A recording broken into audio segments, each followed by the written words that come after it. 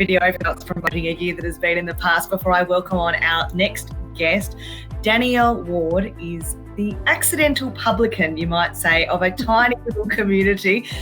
Danielle, you're a fourth generation farmer out there between Trundle and Tullamore.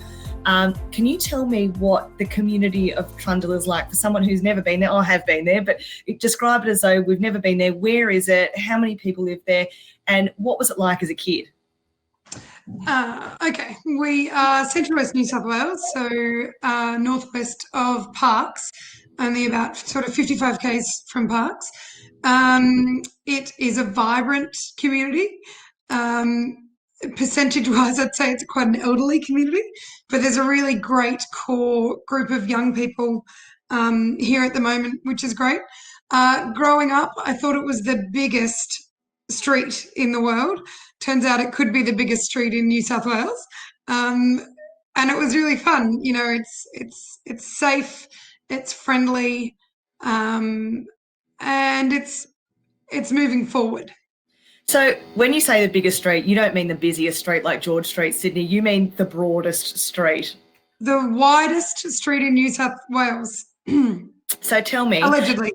Yeah, hey, no one's going to argue with you here unless someone on the community builders comes from a town with a big street. Yeah, take me back to, I'm going to call it, say, 2008. Serious farming community, like your family are part of a big network of farmers out there. It's a pretty remote-ish area, I would say. It's you are overseas at this point. The town has come out of 10 years of the Millennium Drought. What does Trundle feel like then? Dusty. It's sad. It was sad to come back. So I was overseas when we purchased the pub. Well, I came back obviously when we purchased it, but it was sad. It had always been such a vibrant community compared to the sort of other towns that were near it, and it was just a little bit. You know, I think everyone was just feeling like they might not quite get through it. And we as people that live there thought that we had to do something because we weren't about to just sort of throw in the towel. So you have a master's in teaching, so you're not a publican by trade, and you were living in the depths of London or the UK winter at the time. The town's in despair. A lot of your similar friends of a similar age have probably moved away from Trundle too. Was the population broadly in decline? You were saying, like, so the shops are starting to shut up. It was all getting a bit rough. Yeah, it really was. A lot of shops had shut their doors.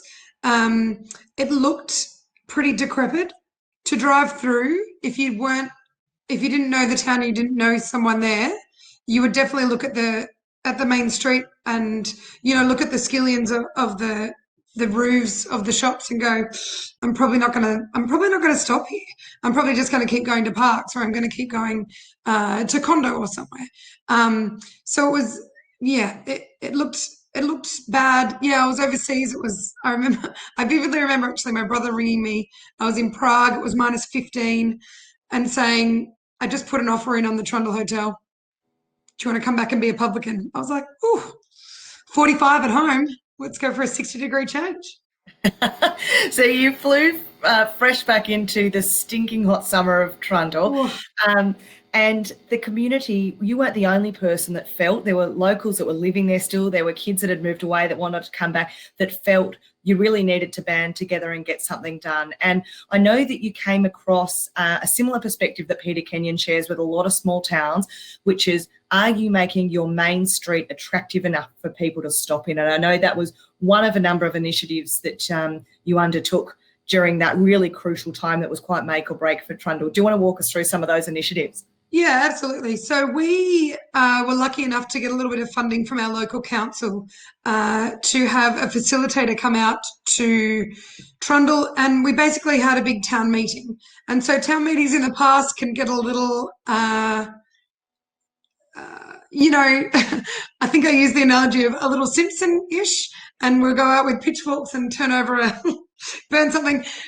get a little off track, and so we had this facilitator there that was really great at putting everything into perspective for us and getting it all aligned with what we wanted, where we wanted to be in 1 year, 3 years, 5 years, 10 years, and from that we got a few little sort of subcommittees, I guess, together. One of them was the Main Street Rejuvenation Committee, and they have done a power of work. I wish I had some photos to show some before and afters, but there's a Facebook page called A Town Like Trundle where you can see lots of those things. So there was funding available to paint things and to get some new iron, but a lot of that labour was done in kind from community members. And one of my friends actually says in Trundle, you're born into 3 committees and you've got to join another 3. So it's just kind of like Jill and Georgia were saying before, it's what you do out here. You don't whinge about it, you get in and you help. One of the questions has just come through from Bridget, which is, didn't Trundle also at that time encourage families to shift into the district for low rent? Tell us about that. I did, Bridget. From the town meeting that we had, another subcommittee was like a social committee, because we wanted people to be in town, but we wanted them to be having fun. We needed more kids in our school. That was another thing, because we needed teachers, and teachers often bring families as well, and we needed more people. So we jumped on board an idea that a lady in Kidal had for renting a farmhouse for $1 a week. We had an abundance of farmhouses in various states of livability, I guess you'd say. And luckily for us at the time, Andrew Denton's production company, Zapruder's other films, were really interested in filming this as a documentary, I guess. So it was a bit of a social experiment for us, and they filmed a 6-part series that aired on the ABC about us attracting people to move to our town, which I'm sure you can look up. Actually, it's really it's a good little watch. And did it work? Did you successfully attract people to the town through that campaign? We did. Definitely. There was over 400 applicants, and it was a wonderful publicity for our town. We got 8 families that moved to town out of that 400. Only 6 of them were on the documentary. And yeah, it sort of set the stage for what happened next in town, which was the start of the Abba Festival. And the organisers just sort of ran on the coattails of all the publicity that we'd had at that time. Would you like me to answer the questions as I go? Oh, yeah, if you can see them, go crazy. So with the subcommittee question, Kendra, we aren't quite as organised as Dampier. You guys seem to have an umbrella kind of where everything comes off. We do have that a little bit with our it's called our CCC, so it's Community Consultative Committee, and they're incorporated. And so when we sort of work off, I'm on the Sports Council as well, so if we need funding or if there's funding available for that, it's me and my best mate, the picture, first year of the festival. If there's money available that you need and you need to be incorporated to get, then we use them. Does that answer your question? I hope it does. So that's a picture of the pub that we've just got going up, and this was the 3rd year, I think, of the festival. So the first year of the festival, as I was telling you before, Lindsay, it was basically, I think there was a couple of hundred people. So Gary and Ruth, the people that decided to start this festival, farmers. Gary and Ruth, they had young children. They were driving back from the Parkes Elvis Festival, which was huge and been going for 20 years, and decided we needed the festival in Trundle. And they thought, well, what can we do? And they came up with the Abba Festival. So the first year was tiny. And the second year was a little bit bigger, but great publicity. They got some funding from, I want to say, Destination New South Wales and maybe Tourism New South Wales. And with that money, they did a lot of marketing, and they got Bjorn again as their main act. And from there, it has just come leaps and bounds. There's now, last year, we didn't have it this year, unfortunately, due to COVID, but last year there was over 6,000 people in Trundle. And in terms of our little, when we talk about building a community, that's a big thing that maybe you guys to think about, is trying to get that money from not from your town. You want to try and get some money from outside, and that's, as the girls were talking about before, what makes it sustainable for you as a community. So we're talking about sort of really a 12-year transition from a town that was really devastated by a 10-year drought in a seriously agricultural area, where a lot of the young people had moved away. But then there was this make or break moment that said, we're all going to come back together and take control of this town. We're going to make Main Street look beautiful. We're going to encourage people here through this opportunity to do $1 or low rents. And we're going to put on a festival like our big brother down the road, Parkes, with their Elvis Festival. We're going to have our own festival and bring people here. So now in the year 2020, where you would have had a festival and probably had 8,000 or 10,000 people, what does the community look like today? Have there been flow-on effects that have been positive from those changes 10 years ago that you can see just living there day to day? Absolutely. And I would say socially is probably the massive one. We see the pictures there of the boomers. So our local football team, originally called the Trundle Sunflowers, when my grandfather played for them many, many years ago in the 50s, and my uncles as well, and my brothers, and myself now playing for the girls team. So the first year, we hadn't had a team for 5 years, and we put a team back in the competition, and it was all sort of a flow-on effect from, the positive vibe that was happening and the great culture that we were tapping into. We've always had a really good culture in Trundle, but we're trying to tap into that as well. So the Trundle Boomers had their first year. They lost every single game. The Drew won. We partied for 3 days. The next year, we did a little bit better. And then what that did was, it was getting lots of,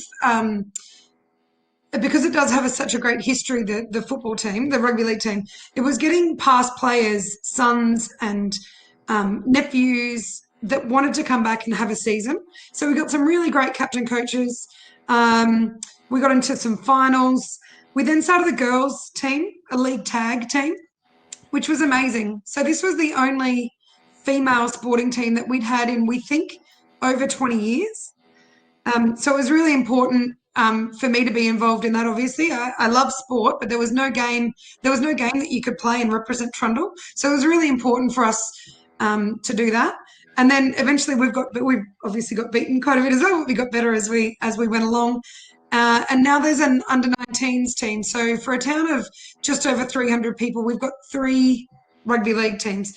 And the other thing that's come of it is golf is another, women's and men's golf is quite a big thing. There is, 90 people playing golf this weekend, all staggered because of COVID. But that was something that we just didn't see 10 or 12 years ago. And it's really heartening to see as a community member, but also as a business owner. It's made a big difference to the hotel, which is great. Looking back over a decade of just specifically the Abba Festival event, what are some of the lessons you'd pass on to a tiny little town like yours if they wanted to run something gigantic like the Abba Festival? Oh, give it a go. Give it a go, for starters. The other thing is, there is definitely going to be naysayers out there. 100%. I think your voice, the positive voice, has got to be louder than that. Sometimes there's nothing you can do to sway them. It's like trying to, talk sense into a 2-year-old. It's just not going to work.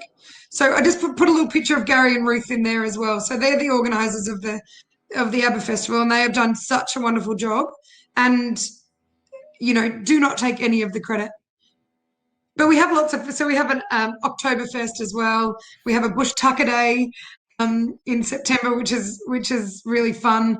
Like the girls in Dampier, we try and do a Citizen of the Year Day, and that's something that the sports committee runs, the sports council runs, and we're looking to get that bigger and better every year as well. So I'd say we punch above our weight socially, definitely. towns listening to you today, what's your advice as a follow-on from what Lindsay just asked? You know, what's the first step to getting a town to suddenly realise, you know what, if it's to be, it's up to me? What's your advice in terms of a town that just wants to turn around that ugly main street, population's declining, there's no sports clubs left? Where do you start? What's your advice? I think you've got to find some like-minded people. It's not one person that can do it at all. You need to find some like-minded people who are willing and who are passionate as well. I think I often say why would you live anywhere else? Because I love the town so much, and that's just me. But I think you've got to, like the Dampier girls said as well, you've got to ask. You've got to get out there and say, we need your help. We don't want to see. There's a lovely little town 20 k's up the road called Tullamore, and it just hasn't had the same, not opportunities, but it hasn't had the same group of people that we've had here. And it's really sad to see that town, because I'd spent a lot of time there growing up as well. It's really sad to see it. Lots of the shops are closed down. There's only one side of the main street. It can be a sad little town, especially with droughts like we've had out here and COVID as well. So yeah, find some people that are passionate and just do your best, I think. And to take a bit of advice from Gillian Dampier, you go out and you tap on that shoulder and you tap and you tap and you tap, and you combat the excuses about being too busy and running a business and running a family. Well, you know, you all do that too. You run a huge, you run the best pub in town, I say. It is. You are absolutely correct. It is the best pub in town. The other thing is, I think use your business houses. They're not running a great business if they don't want to see the town get better, you know. Of course, they're all going to either want to get involved or, you know, help out in some way. So definitely use your business houses, and ask, guilt them into it. Helps that I talk a lot, I think. It does. And you've been great talent for us here today, and a great storyteller too. Hopefully you've seen there the chat section has been full of lots of claps for you, and lots of thumbs up and waves too. So, I mean, we want to congratulate the community of Trundle on what they've been able to achieve over the last decade or so. And thank you so much for giving up time, which is probably kind of nearly happy hour for you now at your pub. I am going to pop down there and pour some beers in a second. Fantastic. Well, we are going to say goodbye to our wonderful guests tonight and tell you all that next week is our last session for the month.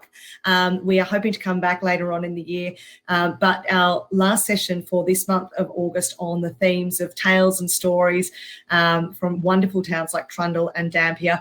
Our guests will be from Dirranbandi in Queensland and Pingelly in Western Australia. We're looking forward to hearing about campaigns that work. So not events, we're going to campaigns this time.